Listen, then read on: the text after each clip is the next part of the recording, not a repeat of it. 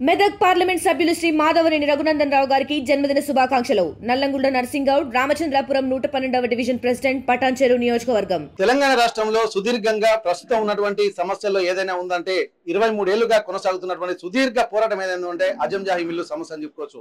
దాదాపు దాని గురించి చెబితే రాస్తే రామాయణం, చెబితే మహాభారతం అవుతుంది.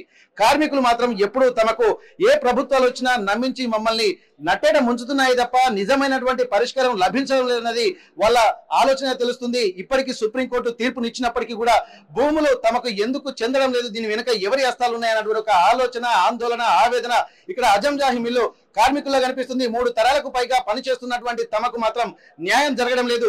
సుప్రీంకోర్టు తీర్పు ఇచ్చినప్పటికీ కూడా కేవలం 134 మందికే భూములు కేటాయించారు. మిగిలిన 318 మందికి కూడా భూములు కేటాయించాలనేటువంటి ఒక ఆలోచన మాత్రం చేస్తున్నప్పటికీ కూడా ప్రభుత్వాలు మారుతున్నాయి కానీ తమ తలరాత మాత్రం మారడం లేదు.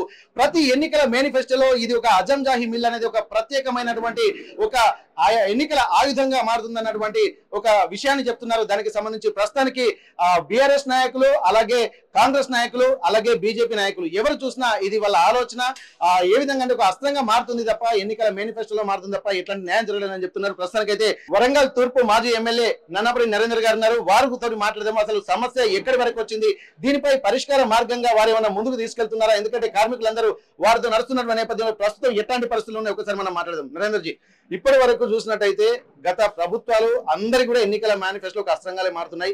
కానీ వాళ్ళు మాత్రం ఎవరొచ్చినా మాకు న్యాయం చేస్తారన్న ఒక దీన స్థితితో ఉంటున్నారు. 3 తరాలకు కూడా మిల్లు సమర్చిపోయిన తర్వాత భూములు మాత్రం తమకే చెందాలన్నటువంటి విషయాన్ని చెప్తున్నారు. ఇప్పుడు ఉన్నటువంటి ప్రస్తుత పరిస్థితి ఏంది, ఏ దశలో ఉంది? సుప్రీంకోర్టు చెప్పినప్పటికీ కూడా వీళ్ళకి ఎందుకు న్యాయం జరగలేదు అనుకోవచ్చు? 2 ముఖ్యమైన అంశాలు. ఒకటి కార్మిక భవనం, రెండవది 318 మంది ఫ్లాట్స్. సుప్రీంకోర్టు చాలా స్పష్టంగా ఇచ్చింది. ఏది అజంజాహి మిల్లు సర్వే నంబర్లలో ల్యాండ్ అలాట్ చేయమని. ఆనాడు ఉన్నటువంటి ప్రభుత్వం, బీఆర్ఎస్ ప్రభుత్వం కూడా మొత్తం స్థలం తీసుకోలేదు. ప్రజల ఉపయోగార్థమే కలెక్టర్ ఆఫీస్ కోసం 6 ఎకరాల 20 గుంటలు తీసుకున్నది. ఇంకా రమారమియా ఇంకా 5 ఎకరాల స్థలం ఇంకా ఎక్కువనే ఉంటుంది, ఇంకా 7 ఎకరాల వరకు ఉంటుంది. వాళ్ళందరూ కూడా ఆ రోజు ఉన్నటువంటి కార్మిక సంఘం, ఆ రోజు ఉన్నటువంటి అడ్వకేట్, వీళ్ళందరూ చెప్పిన అభిప్రాయము మాకు అజంజాహి మిల్లులో ఇవ్వాలన్నది వీళ్ళ అభిప్రాయం. ఆ అభిప్రాయాన్ని వాళ్ళకి చదువు రాదు పాపం కార్మికులు. ఆ అభిప్రాయాన్ని ఫలానా చోట అని వాళ్ళు వక్రీకరించి దాన్ని కోర్టులో సబ్మిట్ చేయడం వల్ల మిస్గైడ్ అయింది. ఆ మిస్గైడ్ అయింది కాబట్టి ఇప్పుడు దాన్ని వాళ్ళు ఏమంటారంటే మేము తీసుకోము ఆ స్థలాన్ని, మాకు అజంజాహి దాంట్లోనే కావాలంటాం. మేము కూడా అదే డిమాండ్ చేస్తున్నాం. అజంజాహి మిల్లులో స్థలం ఉంది, కలెక్టర్ ఆఫీస్ పోగా ఎన్టీసీకి పోగా స్థలం ఉంది అక్కడ, కాబట్టి ఆ స్థలాన్ని కేటాయించాలనేది మా ఫస్ట్ డిమాండ్. ఆ స్థలం కనుక ఈ ప్రభుత్వం నిర్ణయించకుంటే ఈ 3 ఏళ్ళు మేము పోరాటం చేస్తాం. ఖచ్చితంగా పోరాటానికి తగ్గేది లేదు. కార్మిక నాయకుల పక్షాన్నే ఉంటాం. ఈరోజు బాధ్యత మీ ఆర్టీవీకి కూడా మేము చెప్తున్నాం. వాళ్ళు ఒకవేళ చేయని పక్షాన ఖచ్చితంగా మా ప్రభుత్వంలో, మా బీఆర్ఎస్ ప్రభుత్వంలో వాళ్ళకి అజంజాహి చోటనే వారికి స్థలాలు కేటాయిస్తామని కూడా చెప్పడం జరుగుతుంది. అదేవిధంగా కార్మిక భవనం విషయానికి వస్తే కూడా ఇప్పుడు మీకు డాక్యుమెంట్స్ అన్ని కూడా మీకు నిర్ధారణ చేయడం జరిగింది. 2015లో ఎంఆర్ఓకి మీకు తెలుసు అగ్రికల్చర్ ల్యాండ్ మొటేషన్ హక్కు ఉంటుంది. అటువంటిది ఆయన రెసిడెన్షియల్ ల్యాండ్ను మొటేషన్ చేసి అప్పనంగా అప్పచెప్పిండు. అప్పుడున్న శాసనసభ్యురాలు కొండ సురేఖ దాన్ని ఆధారంగా చేసుకొని బేస్ చేసుకొని అధికారులతోటి 2022లో అప్లై చేస్తే మా నోటీస్కి వచ్చి దాన్ని ముట్టుకొనియలేదు. తర్వాత మళ్ళీ ఈ ప్రభుత్వం వచ్చిన తర్వాత నా పర్మిషన్ తీసుకొని ఆడ కూలగొట్టి తెల్లారి అదే వారి భర్త కొండమురళితోటి కొబ్బరికాయ కొట్టియడం జరిగింది. ఇది వీళ్ళకి జరిగినటువంటి అన్యాయం. ఖచ్చితంగా ఎక్కడైతే అన్యాయం జరిగిందో వాళ్ళకి న్యాయం చేసే దిశగానే మమ్మల్ని సంప్రదించడం జరిగింది. మేము ఖచ్చితంగా దీనికి నాయకత్వం వహిస్తాం, వారు ఎంబడి ఉంటామని కూడా మాట ఇవ్వడం జరిగింది. ఓకే, సుప్రీంకోర్టు తీర్పు ఎప్పుడు వచ్చిందండి? ఈ 134 మందికి అనుకూలంగా ఉండి 2021 మళ్ళీ తర్వాత ఫైనల్ ఆర్డర్ వచ్చింది. అంటే ఇప్పుడు ప్రస్తుతానికి అయితే వాళ్ళు కూడా ఏంటంటే గతంలో న్యాయవాదులు కూడా అంటే భూముల రేట్లు పెరిగినటువంటి నేపథ్యంలో దీన్ని వేరే వాళ్ళకి వేరే దగ్గర చూపిస్తామని చెప్పి అంటున్నారు. ఇప్పటి వరకు మీరు కూడా ఏంటంటే వాళ్ళ వెన్నంటి పోరాడదని చెప్పి అంటున్నారు. ఇప్పుడున్నటువంటి పరిస్థితుల్లో నిజంగా అంత భూముల రేట్లు పెరుగుతున్న నేపథ్యంలో ఒక వ్యాపార సముదాయంగా మారుతున్నటువంటి నేపథ్యంలో నిజంగా వీళ్ళకు పాయింట్ చెప్తా నేను. వాళ్ళు భూముల రేట్లు పెరిగినప్పుడు అడగలేదు. 23 సంవత్సరాల క్రితం నుంచే వాళ్ళ న్యాయ పోరాటం జరుగుతుంది. కాబట్టి 23 ఏళ్ళైనా ఎట్లయినా రేట్లు పెరుగుతాయి. కానీ వాళ్ళకి 23 ఏళ్ల క్రితమే రావాలి కదా. అప్పుడు 2004లో ఏదైతే దీన్ని క్లోజ్ చేసిల్లో, 2005 నుంచి దీన్ని మొదలు పెట్టిల్లో, 2000 సంపూర్ణంగా పూర్తి చేసి వీళ్ళని పెండింగ్ పెట్టిండు. కాబట్టి 2007లో 131 మందికి ఇచ్చినప్పుడు వీళ్ళకు కూడా ఇస్తే వాళ్ళ రేట్లు పెరగకపోవు కదా. కాబట్టి వీళ్ళకు న్యాయంగా ఆనాడు ఏదైతే వీళ్ళ డిమాండ్ ఉందో పోరాటం చేసిళ్ళు కాబట్టి గెలిచిళ్ళు కాబట్టి ఆ స్థలమే అని వీళ్ళ డిమాండ్. దానికి మేము కూడా పూర్తి మద్దతు తెలుపుతున్నాం. ఓకే, వర్కర్స్ మన Azamjahi mill workers union president Srinivas గారు ఉన్నారు. ఒకసారి మనతో మాట్లాడదాము. ఎందుకంటే సార్ ఇప్పటి వరకు చెప్పండి, దాదాపు ఇప్పుడు 318లో 100 మంది కూడా చనిపోయారు. ఇంకా ఎంత మంది చనిపోవాలన్నటువంటి ఆవేదన కూడా చాలా మందిలో వ్యక్తం అవుతున్నటువంటి పరిస్థితి. దానికి అధ్యక్షత వహిస్తున్నటువంటి మీకు ఎట్లాంటి పరిణామాలు ఇప్పుడు జరుగుతున్నటువంటి స్థితిలో కనిపిస్తున్నాయి? అసలు ఇప్పుడు భూముల రేట్లు పెరుగుతున్నాయి అన్నటువంటి ఒక ఆలోచనలు మీకు ఎవరైతే అడ్వకేట్ అందాక ఉన్నారో వారే చెప్తున్నటువంటి నేపథ్యంలో ఇప్పుడు ఇది వస్తుందన్నటువంటి నమ్మకం మీకుందా? మీ తరతరాల నుంచి వాళ్ళందరూ కూడా మీకే రావాలన్నటువంటి ఆలోచనలు కూడా గతంలో చేశారు. కానీ ఈ జాప్యానికి కారణం ఏమని మీరు భావిస్తున్నారు? అసలు జరిగేటువంటి పరిస్థితులు కనిపిస్తున్నాయా మీకు ఈ ఉద్యమ నేపథ్యంలో? రేవంత్ రెడ్డి గారు వరంగల్ ఎన్నికల సభలో చెప్పినప్పుడు కార్మికులందరికీ ఒక ఆశ ఏర్పడ్డది.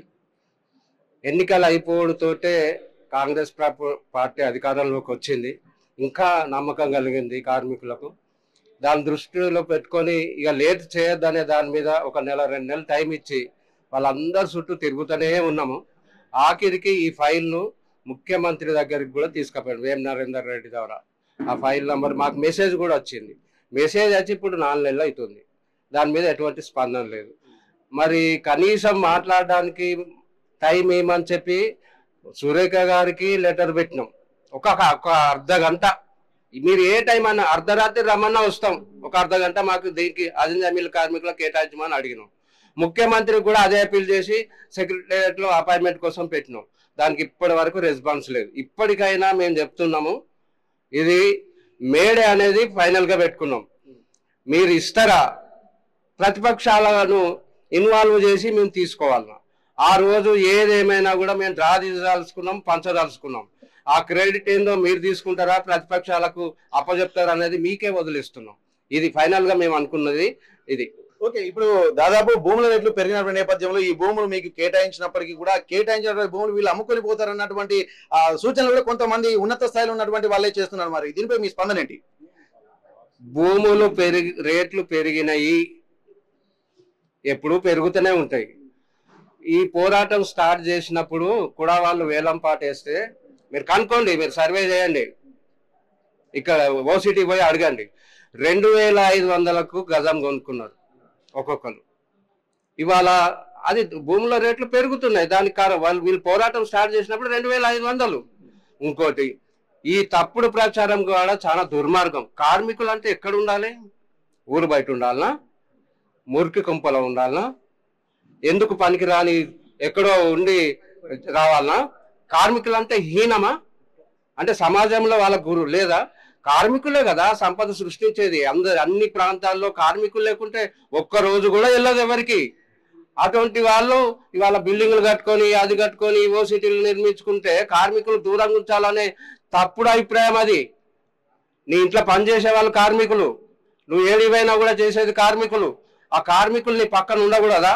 మేము అనేది అది చాలా చిన్న చూపు ఈ సమాజంలో.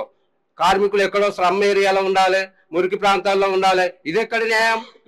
వాళ్ళు సంపద సృష్టించే దానిలో కార్మికులే ప్రథమం. కార్మికులు లేకుండా ఏ పని కాదు. వాళ్ళని చిన్న చూపు చూడడం మేము అది అసహించుకుంటాం. మేము ఎవరైతే అంటారో వాళ్ళ మీద చట్టరీత్యా చర్యలు కూడా తీసుకోవాలని చెప్తున్నాం మేము.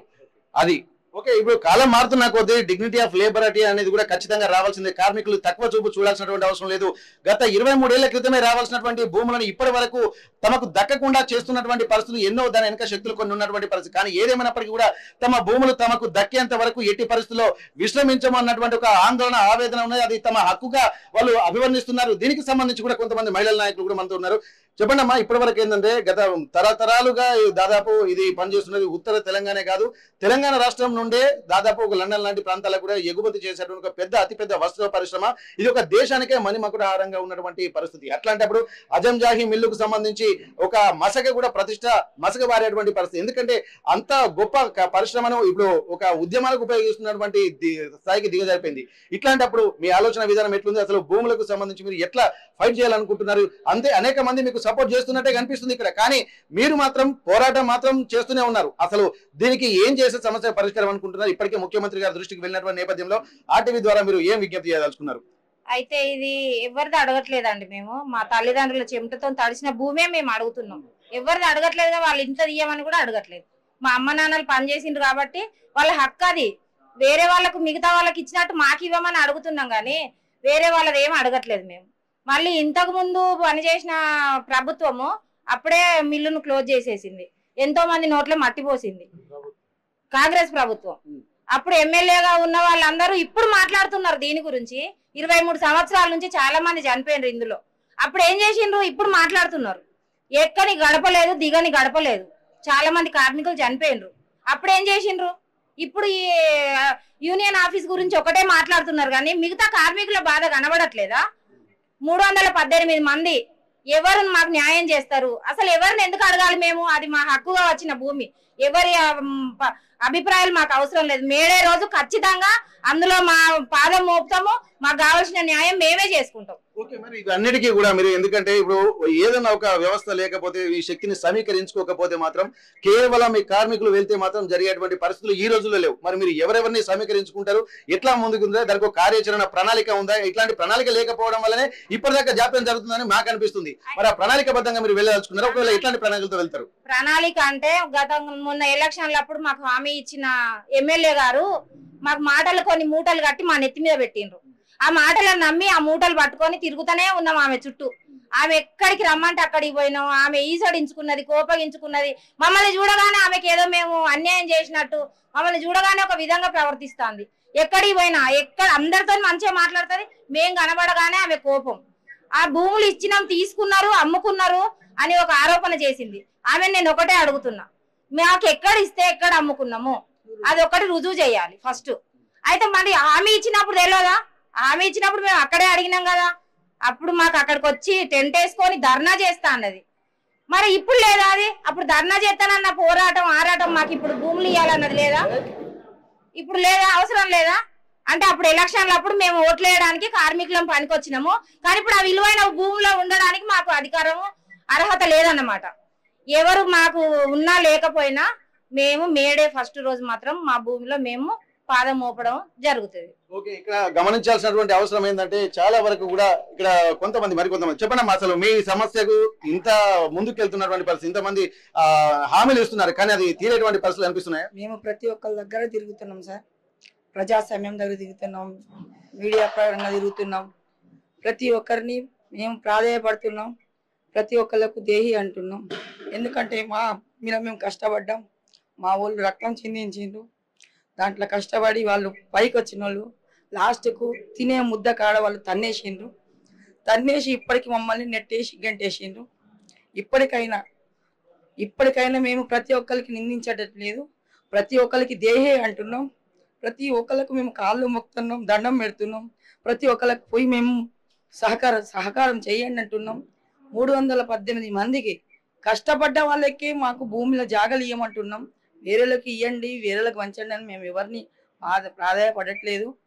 మా భూములు మాకు తిండి పెట్టే మా భూములు కానీ మా రక్తంగా చిందించే మా వల్లది మా కష్టాల జీతం మాకు ఇప్పించి మీరు న్యాయం కోరుకొని మాకు దయచేసి మా పనులన్నీ మాకు సహకరించి మీడియా పరంగా కానీ రాజ్యాంగంగా కానీ ప్రజా సంఘంలో కానీ ప్రతి ఒక్కరు కానీ మాకు సహకరించి మా కార్మికులకు సహకరించి అండదండగా ఉండి మా భూములు మాకు ఇప్పియమని మీకు కోరుకుంటున్నాం. ఓకే, అయితే ఇప్పటి వరకు మనం చూసినట్టయితే ఇక్కడ అనేక సమస్యలు ఇక్కడ వీళ్ళు ఎదుర్కొంటున్నటువంటి పరిస్థితి. ఎందుకంటే 23 ఏళ్ల సుదీర్ఘ పోరాటానికి సంబంధించి ఎంతమంది హామీలు ఇచ్చినప్పటికీ కూడా హామీలు అమలు కాకపోవడానికి పోను అది అన్యక్రాంతం చేసే దిశగా ఎవరు వచ్చినా ఆ ప్రయాణాలు జరుగుతున్నాయి. ఎందుకంటే ఇప్పటి వరకు నిజంగా అనుకుంటే సుప్రీంకోర్టు తీర్పు వచ్చిన తర్వాతనైనా కేటాయించాల్సినటువంటి అవసరం ఉంటుంది.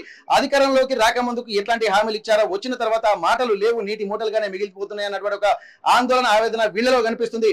ఇప్పటికైనా సరే ఇచ్చినటువంటి మాట ప్రకారము అలాగే మా చెమట చింది తరాలు కూడా చెమట చిందించినటువంటి రక్తం చిందించినటువంటి నేపథ్యంలో అది మా హక్కుగా భావిస్తున్నటువంటి పరిస్థితి. ఖచ్చితంగా ఆ సుప్రీంకోర్టు మార్గదర్శకాలను అనుసరించి 318 మందికి ఇక్కడ భూములు కేటాయించాల్సినటువంటి అవసరం అయితే కనిపిస్తుంది. దాంతో పాటు కార్మిక భవనం కూడా ఇక్కడ అక్కడే నిర్మించాల్సినటువంటి అవసరం ఉంది. ఇది ఒక తమ ఆత్మగౌరవంగా అభివర్ణిస్తున్నారు. కార్మికులంటే ఊళ్ళో ఉండకూడదా, కార్మికులంటే ఎప్పటికీ బయటనే ఉండాలా, ఇప్పటి వరకు ప్రపంచం ఇంత పరిణతి చెందుతున్నటువంటి నేపథ్యంలో కార్మికుల పట్ల ఎందుకు ఈ చిన్న చూపు అన్నటువంటి ఒక ఆందోళన, ఒక ఆవేదన భరితమైనటువంటి మాటలు వాళ్ళలో కనిపిస్తున్నాయి. దీనిపై ప్రపంచంలో ఉన్నటువంటి పరిస్థితులు మారినట్టు చూసినట్టయితే డిగ్నిటీ ఆఫ్ లేబర్ అనేటువంటి ఎక్కడి వస్తుంది. కానీ కార్మికులు లేని కార్యక్రమం ఎక్కడ జరగదు కాబట్టి కార్మికులను కూడా గౌరవంగా చూడాల్సినటువంటి అవసరం ఉంటుంది. ఆ కార్మికుల్ని గౌరవంగా తలుచుకునే రోజే మేడే రోజు కాబట్టి మేడే రోజు ఖచ్చితంగా ఎవరు చెప్పినా చెప్పకపోయినా అనుమతించినా అనుమతించకపోయినా ఖచ్చితంగా మేడే రోజు అందరము వెళ్ళి అక్కడ కాలు మోపి తమ భూములను స్వాధీనం చేసుకుంటున్నాం అన్నటువంటి ఒక